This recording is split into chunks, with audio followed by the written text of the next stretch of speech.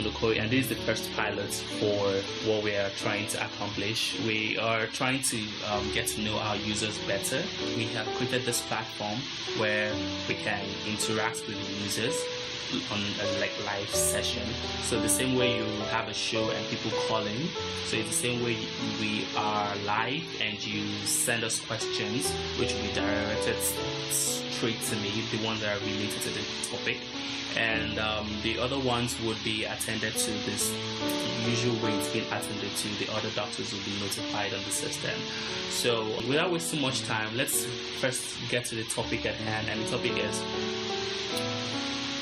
folic acid importance in pregnancy. Yes, is folic acid very important in pregnancy? Yes, the simple answer is yes. Then wouldn't ask, why is it very important in pregnancy?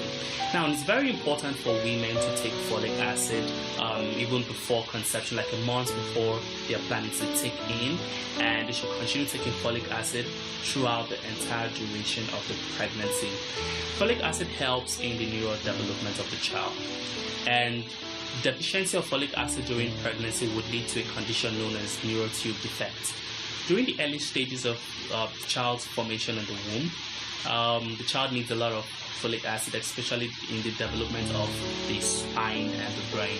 So when there's a deficiency, there is now what they call neurotube defect, and that's why you must have seen pictures circulating the internet where you see a child that is being born that is born with a hole on the back, or in worst case scenario without a head, what we call ancephaly.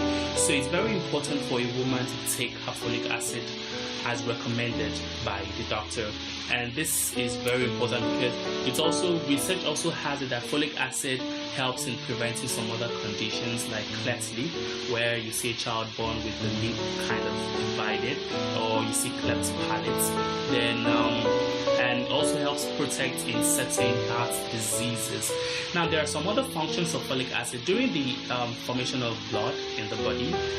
Folate, which is the substance is needed during that whole process. So a woman that takes folic acid this would help in more effective blood production, and so prevent anemia. So it's very important that she takes her folic acid alongside any other prescribed medication by her specialist, her own personal doctor. So yes, it's very important to take folic acid. It might be tiring to remember to take a drug every day, but on the long run, it has the benefits is what is much needed. Else the child will come out with what I discussed before, neurotube defect. So we'll need to move to the next segment, which is to answer users' questions. The first one here is, we have a ton of questions already, and apologies in advance because we would be taking just few for want of time. So the first one we have here is it was a user asked a question saying, is ultrasound that she have been told the notion that early ultrasound scan during pregnancy can make the child come out deformed. This is absolutely not true. Ultrasound is safest in pregnancy, and as soon as a woman has conceived and she feels quickening, that's a child movement within the stomach, within the womb, it's very important that that same period she needs to go and look for antenatal care, and ultrasound scan will be prescribed. It's very safe in pregnancy, and over the years the technology has been improved upon, and so what we have now is we even have the most recent 4D Doppler as a 4-dimension ultrasound, which even shows more dimensions, so it's safe in pregnancy. The ones that are not advised that a woman should have is X-ray, which is very harmful in pregnancy. So I feel what you were told was X-ray not safe in pregnancy, which is completely true. Ultrasound is completely safe in pregnancy. And it's very important that a woman also goes for antenatal care and takes her routine medications. There are some other routine medications which a woman should take. Every pregnant woman is advised to take her TT, her SP, that's malaria prophylactics, folic acid. So, but we're going to dwell on folic acid for now. So the next user asked the question. She says she feels nauseous anytime she takes her daily drug, and sometimes she doesn't, and she doesn't even know if that would harm the baby. Yes, it would harm the baby. Like I said before, folic acid is very important, and you need to take it. Yes, they are in the early stages of pregnancy. Pregnancy comes with its own perks. So there are a lot of things that could happen at this, as in like the woman feeling nauseous, vomiting.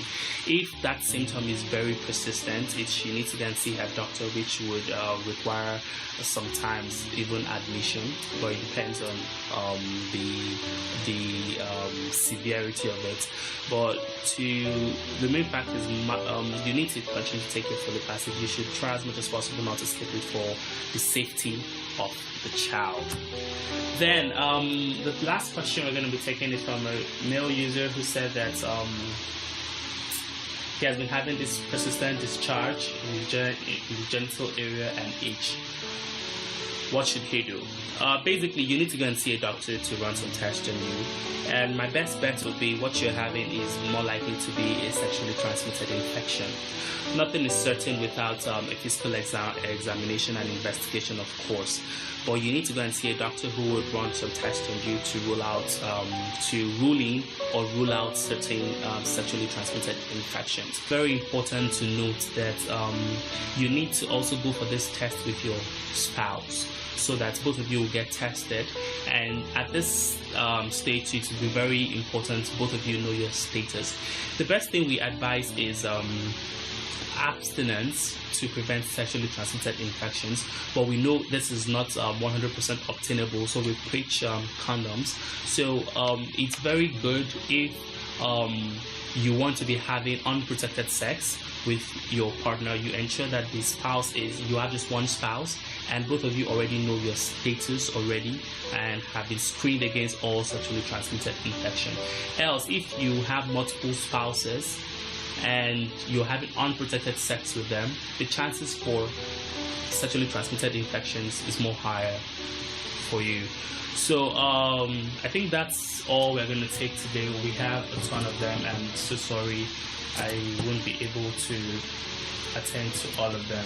So this is the first pilot. Apologies again for the delay. Subsequent ones will be made better, and we could not establish a very steady network connection, which was pre-tested before the stream went live, and apparently there are some things that are just beyond your control. So we need to round up now, and thank you so much for tuning in. Thank you so much for all the support. Remember that you can always ask your questions. Just visit DoctorsOffice.ng today, and once you visit the website, you can even start posting your questions right from the home page of the website.